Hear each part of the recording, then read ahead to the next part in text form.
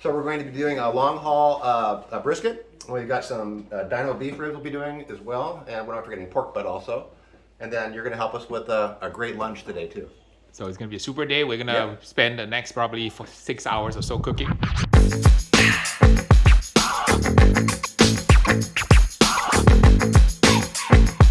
Hey, I'm Brent. I'm Shawn's neighbor. We're both avid hobbyists, I should say, grillers and smokers, and we're going to have a lot of fun today. I'm Jacob. I'm Shawn's stepson, here to learn how to grill even better from the master. I'm also Shawn's stepson. My name is Eddie. I am here to learn. I'm probably the biggest rookie of the whole group, so here to learn. My name is David. I am Shawn's stepson as well, and I'm here to learn how to smoke some meats. Hi, I'm Michael, Shawn's son. So, avid barbecuer, I suppose. So learning from the master visiting us. Okay, And I'm Shawn, one of Harry's Patreon members, and we're here to learn all we can from Harry today. We're looking forward to it. Have a good time.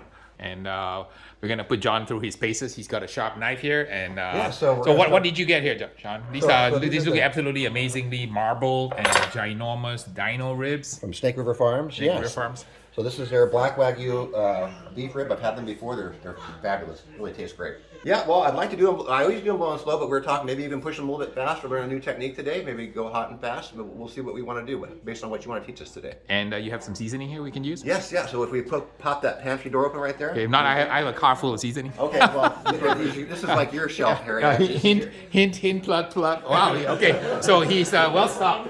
Shelf ready. Shelf ready. Okay, Yeah, cool. yeah, so we love your products, and so there they are. That's what we use. Okay, so. shameless plug. Yes.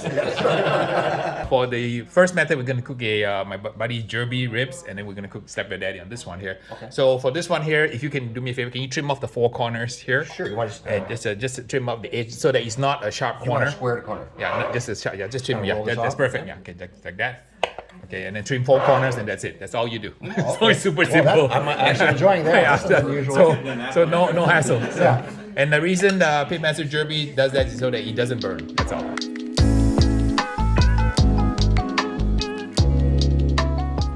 So we're gonna make some tallow from this. All right, so we're gonna season it, and Shawn's gonna get some Worcestershire. What do you call this thing? Worcestershire. So you guys know the story behind the Worcestershire sauce, right? No. So the first thing you need to learn is how to say it right. When I was in England, they said that you don't say Worcestershire or Worcestershire. It's called Worcester sauce.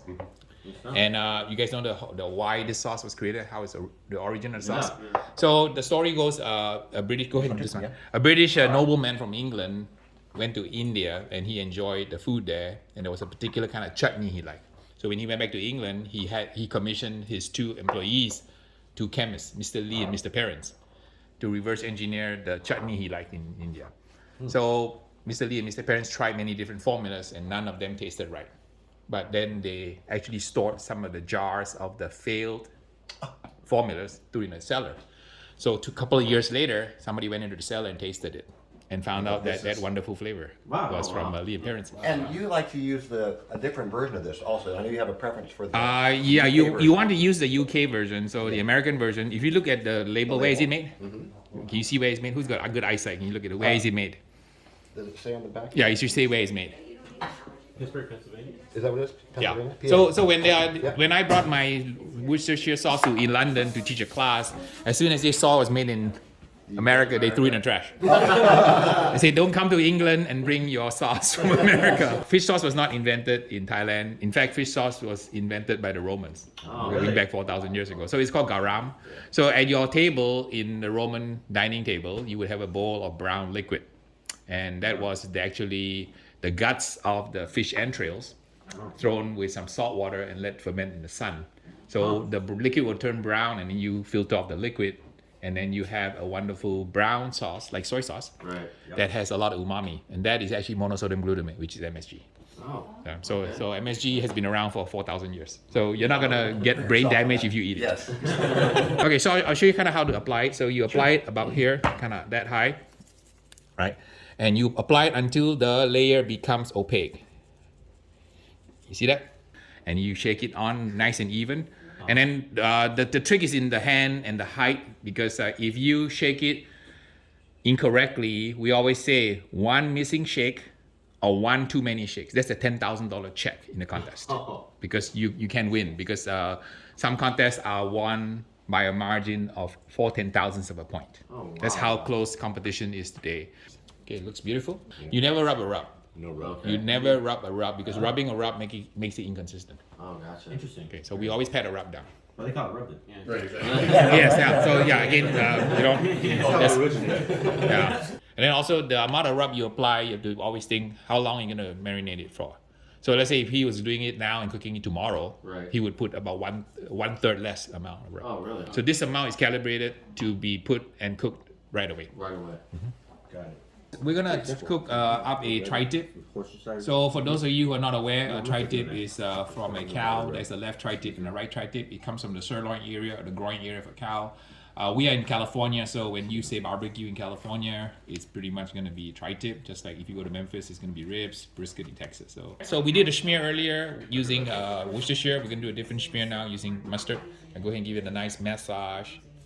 I've never Thought had mustard. Yeah, I've seen the mustard, salt, pepper. And flip it over and repeat.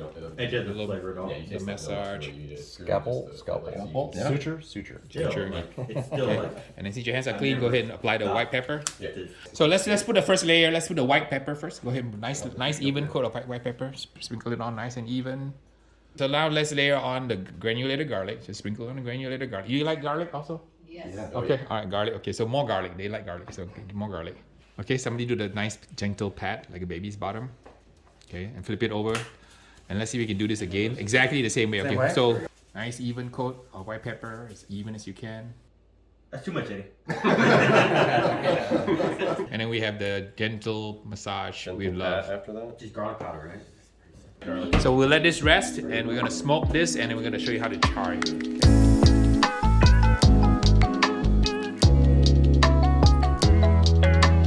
We're gonna show you a new way of cooking a naked pork butt today. This is a beautiful 20-pounder, right? So Yes. this is a Snake River Farm Gold Grade. Yes, I know that they tend to run a little bit excessively fatty compared to the black. Yeah, it's all so, good. I mean, yeah. you guys like fat, you know, oleic acid is good for you apparently.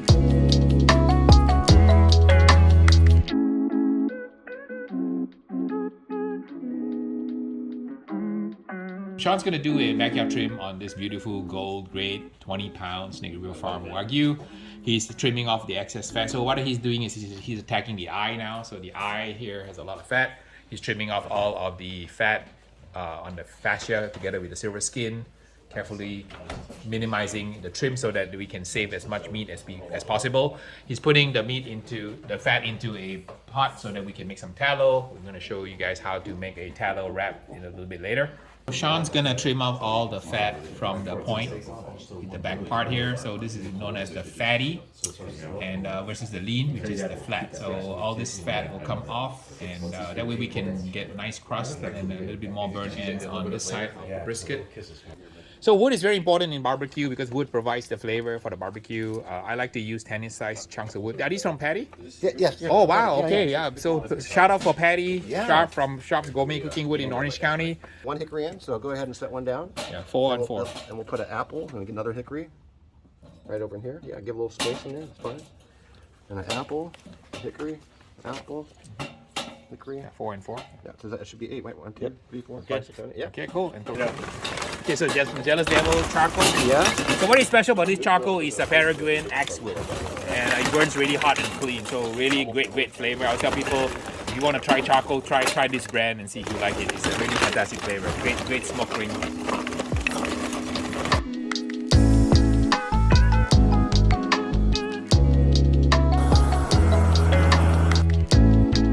Let's load the butt on the bottom shelf. Go ahead and drop the butt on the bottom shelf here. Okay, cool. Put the grate on. Great. Oh, you're doing 2 ones. And let's load the 2 ribs on top. Stack. Okay. Oh, Very wow. good. Okay, excellent. I've never done this So, before. who wants- a Who knows if stacked it's gonna rib. work? You So want we'll to see. try to close the lid? Right, you want to be the lid guy? You got to kind of lift it up. Yep. Pull it Yeah, away. careful. Yeah, careful. Don't tip it over. Okay. And did it release? Gently. Is it going to close? We're gonna find out. I don't think that's gonna fit. Oh, well done. All right, so we're making a rosemary and fresh garlic slurry. We're gonna do some lamb lollipops. All right, so we're seasoning these beautiful lamb lollipops. It's absolutely super delicious. Shawn has made a blend of injections. These are my favorites, with the 180 smoky okies, and my buddy Darian, and my buddy Butcher, David Buska, and we combine all three. So I want everybody to taste this, and I want you to calibrate your tongue to know how salty it has to be. When you want to do a championship brisket, you want the salt to be twice that ocean water. It's like a grid on the brisket. You just every square inch you want a little bit of injection in it, and make sure you inject both the point and the flat. Oh, really? Yeah, so I'm kind of Yeah. covering because I've learned over time that if I don't, I end up squirting the guy next to me. Shamu splash zone.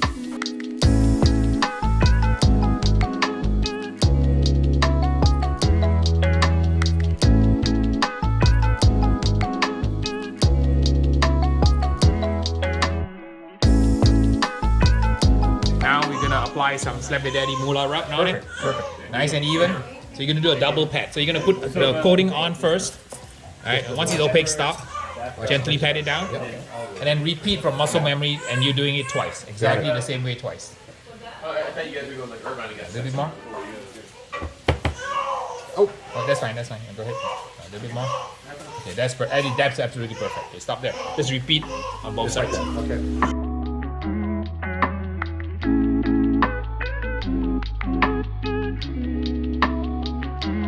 So once you inject it, right? Yes. You want to ensure that it's not upside down too long, because the injection will use It'll up. come back out. Come back out. So just be mindful.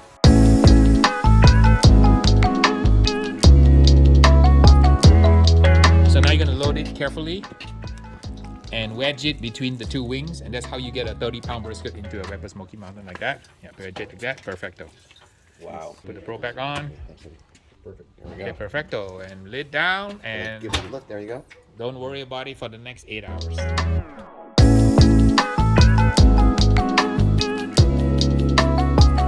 So salmon is on, and on the cedar plank, and we have the tri-tip on, ready to cook all of these meats here. And then lamb, we're gonna wait on. Lamb, let's wait a little bit, because those will be really fast.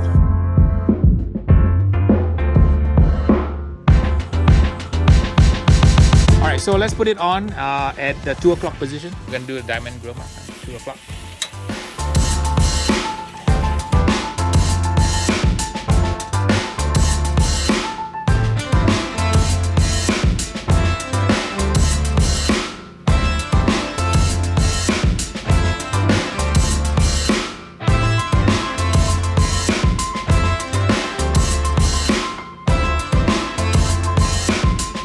This is tri-tip. Tri-tip. Okay, what's your verdict? Tri-tip, okay? Really good. And then the steak, Kalbi Steak. ribs actually I haven't tried it. Perfect tenderness, right? Wow, medium rare, perfecto. Excellent. So we did a surf and turf. We have the surf from the salmon and the turf from some of the land animals here.